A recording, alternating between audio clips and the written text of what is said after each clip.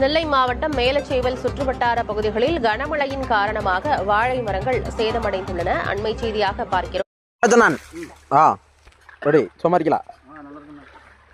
Captain Natarajan இங்க வேலைக்கு வந்ததுக்கு அப்புறம் தான் தகவல் வந்துச்சான். 800 வாழை கீழே விழுந்துட்டான். இருக்கு செவிலில் வந்து நேற்று பலத்த காத்துல மழை பெஞ்சிருக்கு. கொஞ்சம் மழை அவர் கொஞ்சம் இங்கே வந்தனோட எங்களோட கொஞ்சம் மனதார கொஞ்சம் வேலைக்கு வந்துட்டாரு. ஆனா அங்கே இனி ஆஸ்பத்திரிக்கு தான் தூக்கிட்டு போனோம். 800 அப்படின்ற மாதிரி ஆயிரும். ஏன்னா அவ்வளவு கடன் இருக்கு. ஆமா, அவரா நிக்காரு தாங்கிக்கிட்டு. இது நம்ம தாங்கிட்டே முடியும். விவசாய வேலை செஞ்சு அதுக்கு தான் போட்டிருக்கோம். அந்த மம்பட்டி தான் தேய்தது மிச்சம்.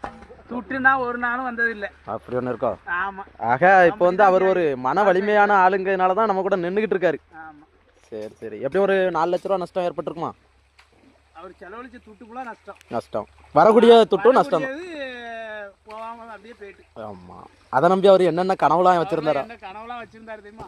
சரி சரி. அப்போ தாங்கிட்டே பண்ணேன். 4 லட்சத்தை அடைக்கணும்னா 4 லட்சம் போயிட்டு ஒருத்தன் காய் வெட்டி 1.5 லட்சம் ரூபா போக்கிலே விட்டுருக்கான். இப்படி நஷ்டமாயிட்டு இருந்தா நஷ்டத்துல ஒருத்தன் இருக்கான். என் கூட வேலைக்கு வரான். அவன் மச்சிக்கு மேல